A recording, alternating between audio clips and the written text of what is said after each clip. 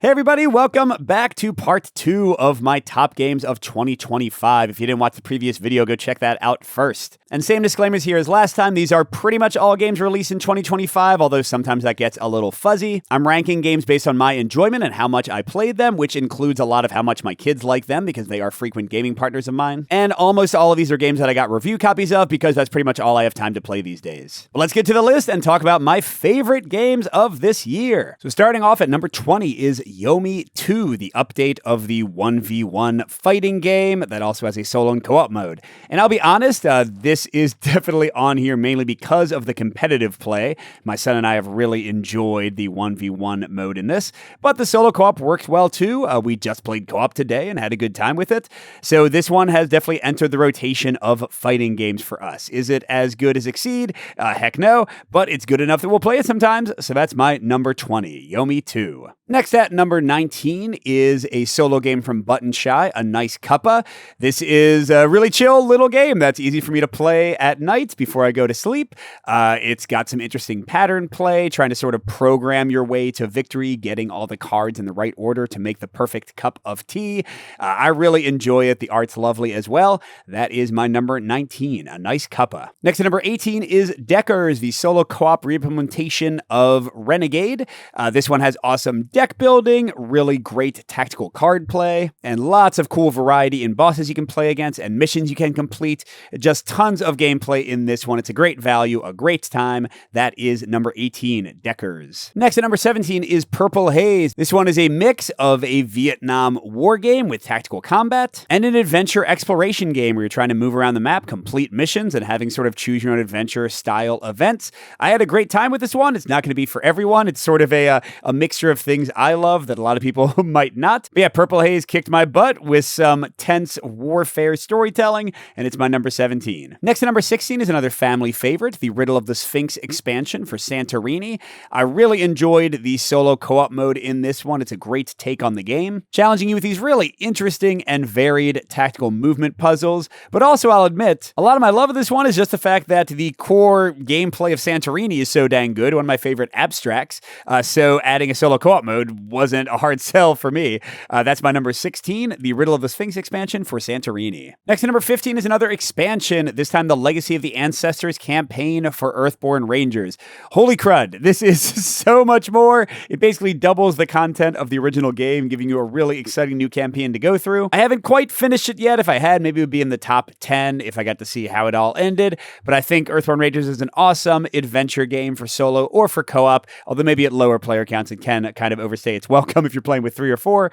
But it's just a great game, and Legacy of the Ancestors is an incredibly ambitious and impressive expansion. My number 15. Next to number 14 is Storyfold Wildwoods. This one is definitely so high because my wife played through the entire thing with me and loved it. It's got a beautiful story, an amazing art style, and really tense, challenging tactical gameplay. Although the dice luck is the one thing that can derail this game and the one thing that kept it out of my top 10. But to add on to that, from what I've heard, the publishers are trying to make an official set of easier variants to take away some of that sting when you're just trying to get through the game as more of a story experience and less of a tactical, strategic, intense affair. So very excited to see how that pans out. And I hope they make more Storyfold games, but Storyfold Wildwoods is still great, and it's my number 14. Next to number 13 is one of my competitive corner reviewed games, Tag Team.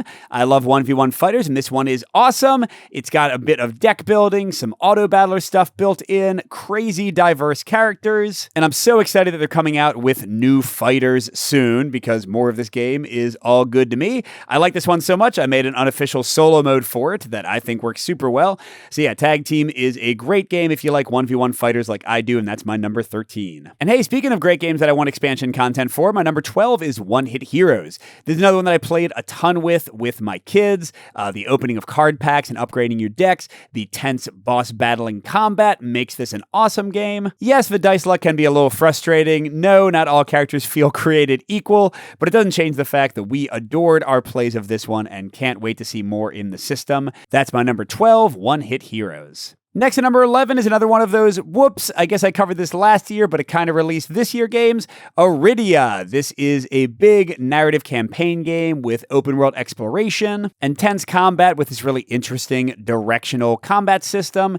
This one was a little bit arduous to get to the table sometimes, like digging through all the tiles to find stuff, and having conversations with the NPCs could sometimes be a little bit annoying, but that doesn't change the fact that it is one of the most beautiful productions I've ever seen. It's got an incredible kind of emergent story to discover. The combat can be really exciting, even if the balance doesn't always feel 100% right. I don't know, I just had a really great time with this one. It's another one I haven't played in quite a while, because again, I covered it over a year ago, but I think it deserves to be at number 11 on this list, Arydia. Next at number 10 is another odd mix of choose your own adventure and war tactics. War Story, Occupied France.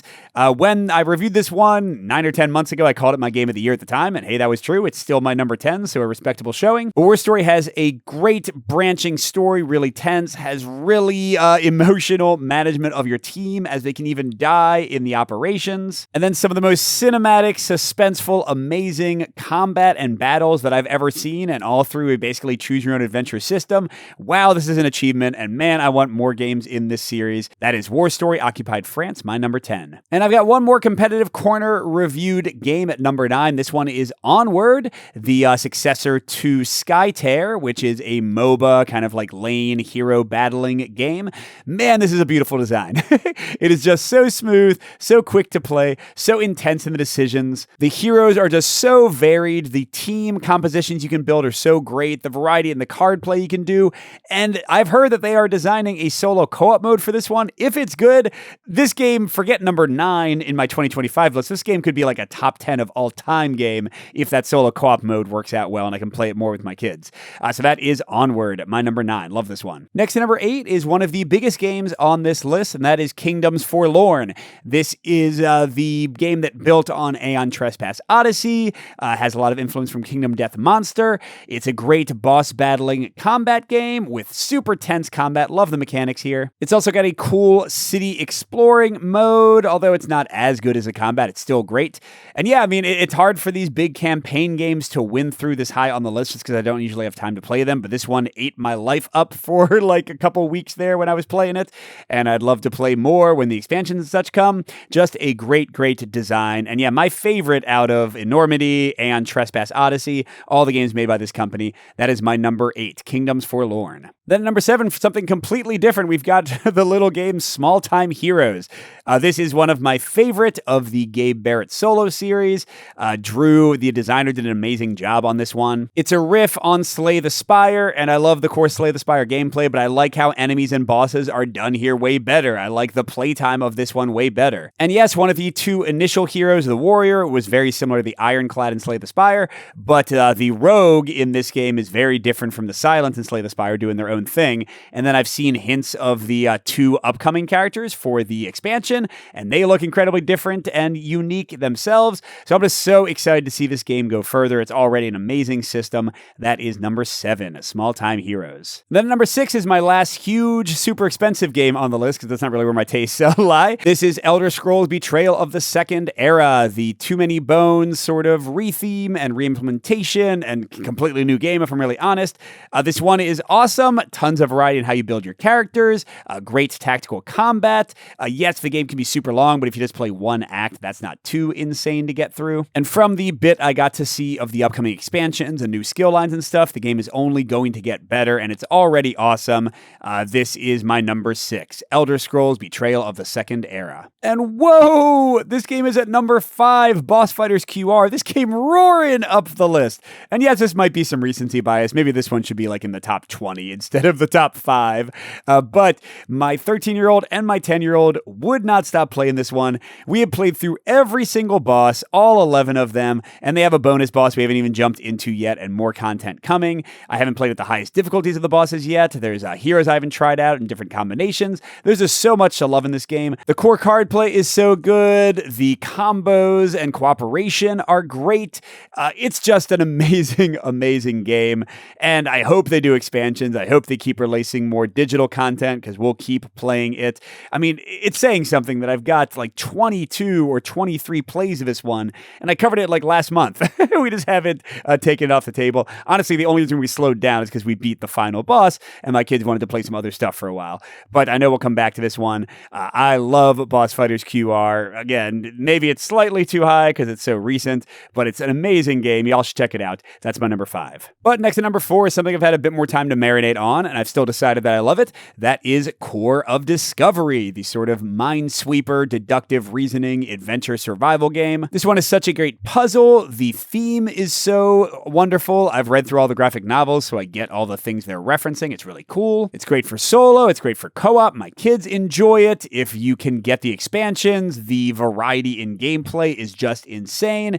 Yeah, this is a great one. My favorite from a company that I already love, Off the Pages Games. Just a fabulous, fabulous, and tense adventure experience. That is Core of Discovery, my number 4. The next number 3 is Nature. This is one that I literally just played today twice. I played it solo, then I played it with my son.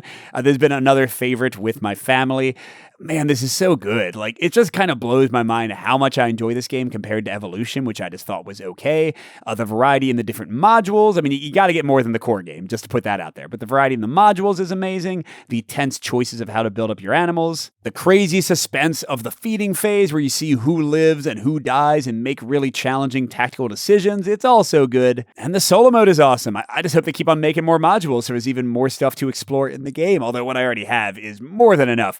This is a great one. My number 3, Nature. Next at number 2 is kind of a cheat because I included 2 games here. This is the Two Towers trick-taking game and the Fellowship of the Ring trick-taking game because I guess technically Two Towers releases in January, and technically, even though I covered Fellowship of the Rings early in 2024, it like officially released in 2025. Like I said, I'm not going to do that stuff anymore. I just found it kind of silly looking back at this point. But luckily, Fellowship, I played through the entire thing again recently with my son.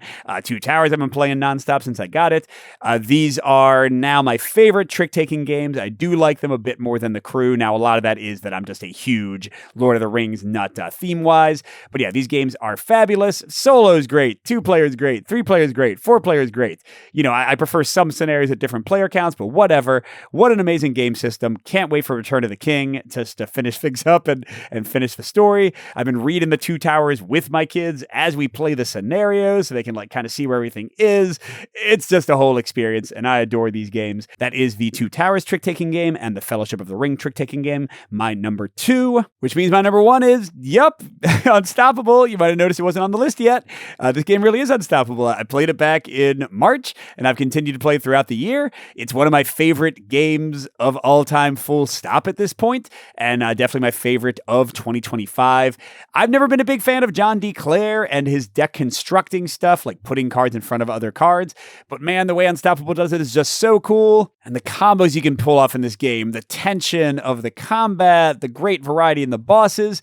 Where's my expansion? Oh, that's right. They do have an expansion. It's for Dungeon Diver Carl or whatever. I've heard those books are great. I'll definitely need to read them before I play the game. I don't love that the theme is so different. I would rather things be a bit more like in sync with each other. But whatever, if that's the price I got to pay, some IP mismatches to play more Unstoppable, it's a price I will happily dish out because it's my number 1 and this game is amazing. Check it out. That is Unstoppable, my number 1 of the year. Thanks for watching, everybody. My top 40 games of 2025.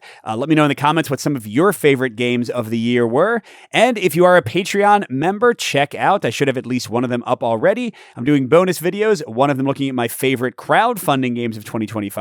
And another one looking at the games that just barely missed the list, my top 20 or so, going from 41 to 60. That's it. Happy 2026, everybody. Good gaming, and we'll see you at the next stop.